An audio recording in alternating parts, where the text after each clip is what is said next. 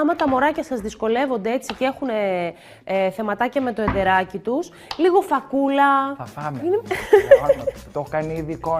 Τι είναι μέσα στη ζωή αυτό. Ματιές λόγω. Είναι βγαλμένο από τη ζωή. Από την κουζίνα. Ναι, κλείστο.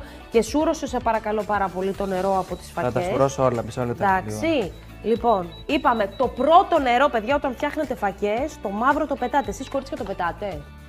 Το πετάς, μπράβο. Και στα φασόλια. Το πετάνε και το πιάνουν.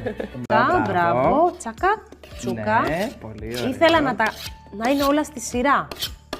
Μπράβο, Να πολύ φαίνεται ωραία. η ομορφιά Δεν εδώ. κάνει- Ρίχνουμε και αυτό, πάρε και αυτό, πέταξε εδώ στα σκουπίδια. κάνει πολύ το- Κόβουμε τα ντοματίνια στα 3. Στα 3, όχι, στα 4. Όχι Γιατί? στα 4. Γιατί? Στα 4, κόψτε το στα 4. Κάτσε κάλε λίγο, νοικοκυρά. Ωραίες νοικοκυρές, συγχαρητήρια. Συγγνώμη, μα ποιο σου είπε να το βάλει μέσα στο ψυγείο το Παρασύρθην από την τουέλα.